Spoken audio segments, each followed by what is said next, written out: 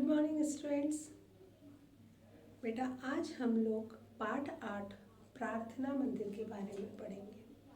इसके पहले हमने पाठ 7 के ज और जा, फ और फा में अंतर जानना सीखा था। वो हमारे पाठ 7 का अंतिम वीडियो था। आज हमारा पाठ 8 का सबसे पहला वीडियो है जिसमें हम आज इस पाठ के सारांश को जानेंगे। लेखक के द्वारा उसका मंतव्य क्या है, मतलब लेखक ने इस पाठ के जरिए हम तक क्या संदेश पहुंचाने का कोशिश की है, प्रयास किया है। पाठ हमारा है प्रार्थना मंदिर। जैसा कि आप लोग जानते हो, प्रार्थना मतलब क्या होता है? जहाँ पर हम जाकर के भगवान से, ईश्वर से प्रार्थना कर सके, पूजा कर सके। क्या कर सके?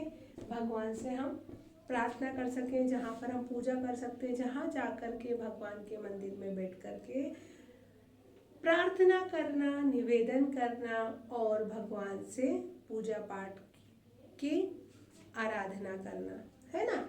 तो आज इस वीडियो में हम प्रार्थना मंदिर नामक एक बहाई समाज का मंदिर है जिसके बारे में हम इस वीडियो में जानेंगे। जैसा कि बेटा आप जानते हो कि इस पाठ का सारांश मैं आपको समझा रही हूँ। सबसे पहले इस पाठ में बताया गया है कि यह पाठ एक पत्र के रूप में लिखा गया। कैसे लिखा गया यह पाठ? यह पाठ एक पत्र के रूप में लिखा गया जिसमें इसमें निशांत और अपने मित्र स्पर्श को लिखा है। किसने लिखा है? निशांत ने लिखा है, अपने मित्र स्पर्श को लिखा है। इस पत्र में उसने लोटस टेम्पल के विषय में लिखा है। इस पत्र में किसके विषय में लिखा है? Lotus temple. लोटस टेम्पल कमल मंदिर के बारे में इस पत्र में लिखा गया। और ये पाठ किसने लिखा है? यह पाठ एक पत्र के रूप में लिखा गया है और निशांत ने अपने मित्र स्पर्श को लिखा। इस पत्र में उसने लोटस टेम्पल कमल मंदिर के बारे में बताया है। उसने बताया कि अपनी नानी के यहाँ साथ यह मंदिर देखने गया था। उसने क्या बताया है कि वह अपनी नानी के साथ यह मंदिर देखने गया था। इसे देखकर आंखें खुली की खुली रह गई। इस मंदिर को देखकर उसने बताया कि इस मंदिर को देख कर के आंखें खुली की खुली रह गई। और अगर हम में से कोई भी उस मंदिर को देखने जाएगा तो हमारी आंखें भी खुली की खुली रह जाएगी। रात में इसकी सुंदरता और भी अधिक निखर जाती है। क्या बताया उसने? वो बता रहा है कि रात में इस मंदिर की सुंदरता और भी निखर उठती है। यह कमल के आकार का है। उस मंदिर का आकार कैसा है बेटा? उस मंदिर का आकार कमल के आकार का है और यह कमल की तरह बहुत ही सुंदर दिखाई देता है। इसलिए इसे लोटस टेम्पल के नाम से जाना जाता है। इसे लोटस टेम्पल कहा जाता है, कमल मंदिर कहा जाता है और बहाई समाज का मंदिर भी इसे कहा जाता है। लेकिन अधिक प्रचलित किस नाम से है ये? Lotus temple. कमल मंदिर भी हम नहीं बोलते हैं, हम क्या बोलते हैं? Lotus temple. यहाँ हर धर्म के लोग आते हैं। इस मंदिर की क्या खासियत है? इस मंदिर में हर धर्म के लोग आते हैं और प्रार्थना करते हैं। और इस मंदिर में क्या करते हैं? प्रार्थना करते हैं। इसे देखने के लिए लोग दूर दूर से, देश विदेश से आया करते हैं। पर्यटक भी आते हैं। पर्यटक यानी कि जो दूर देश से देखने आता हो, घूमने आता हो। निशांत ने अपने मित्र से भी लोटस टेम्पल देखने जाने के लिए कहा और निशांत ने अपने मित्र स्पर्श को बताया कि इस मंदिर को देखने लोग देश विदेश से आते हैं, तो तुम भी इस मंदिर को देखने जाओ। इस मंदिर की खासियत है कि इस मंदिर के चारों तरफ 9 झीलें हैं। कितनी झीलें हैं? 9 झीलें हैं जो रात में लाइट पड़ने की वजह से बहुत ही खूबसूरती से झिलमिलाती हुई दिखती है।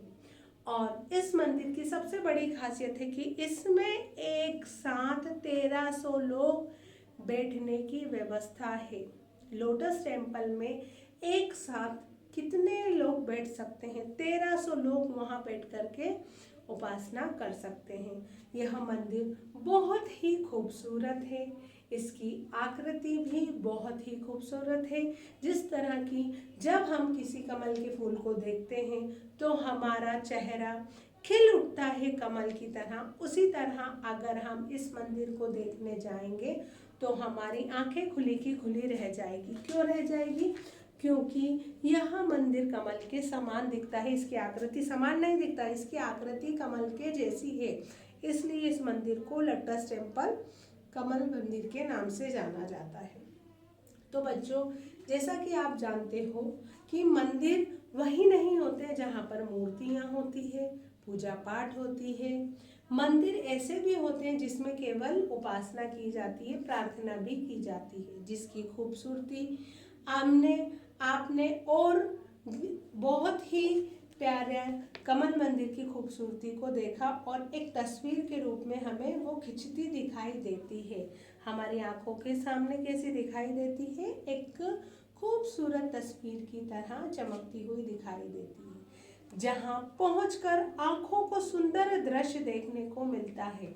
जहाँ हम जाते हैं वैसे ही हम जहाँ पहुँचते हैं वहाँ हमारी आंखों को सुंदर दृश्य देखने को मिलता है, यानी कि मूर्तियाँ देखने को मिलती है और जिनकी कलाकारी प्रशंसा करने योग्य होती है। और जब हम उस मंदिर के अंदर जाते हैं, हम वहाँ घूमते हैं, विचरण करते हैं, तो उस मंदिर में जो भी कलाकारी होती है मूर्तियों में जिसमें भी, तो उसको देखने के हम लालसा रखते हैं और उसकी प्रशंसा भी करते हैं। जहाँ किसी तरह का भेदभाव देखने को नहीं मिलता है और जहाँ पर किसी भी तरह का भेदभाव देखने को नहीं मिलता है। तो ये बहाई समाज के मंदिर की विशेषता थी। आज हमने किसके बारे में जाना? पाठ 8 प्रार्थना मंदिर लोटस टेम्पल, जिसे बहाई समाज के मंदिर के नाम से जाना जाता है, लोटस टेम्पल के नाम से जाना जाता है, कमल मंदिर के नाम से भी जाना जाता है। आइए बच्चों, आज हम इसके कुछ शब्दार्थ हैं जिन्हें हम समझ लें। उपासना। उपासना यानी क्या होता है बेटा? उपासना यानी होता है पूजा करना, प्रार्थना करना। क्या होता है? पूजा करना, प्रार्थना करना। अगर आपको दे दिया कि प्रार्थना का मतलब क्या है, प्रार्थना का अर्थ क्या है, तो उपासना। पूजा का अर्थ क्या है, तो उपासना, है ना? तो दोनों तरीके से आपसे पूछा जा सकता है। झील। झील मतलब क्या है?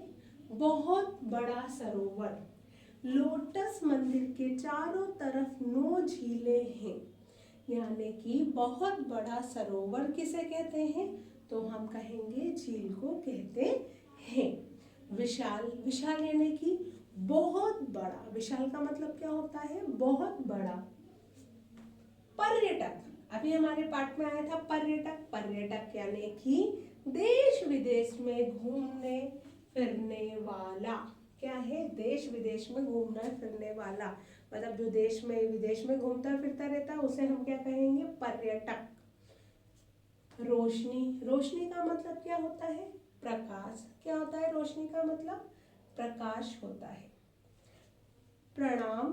प्रणाम हम बोलते हैं ना, बड़ों को प्रणाम कैसे बोलते हैं? हम बड़ों को प्रणाम करते हैं तो नमस्ते हम करते हैं ना, नमस्ते, प्रणाम, जय श्री कृष्णा, है ना? हमारे घर में जो हमारे मम्मी डैडी ने हमको सिखाया है हम बोलते हैं ना, तो प्रणाम का अर्थ होता है नमस्ते। अगर हम किसी को प्रणाम करते हैं तो उसका मतलब होता है नमस्ते।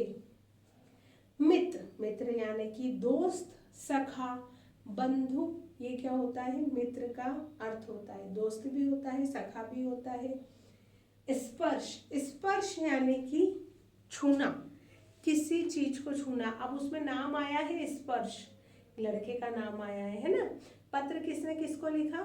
निशांत ने लिखा अपने मित्र, किसको लिखा? स्पर्श को। स्पर्श का मतलब क्या होता है? छूना। यात्री। यात्री का मतलब क्या होता है बेटा?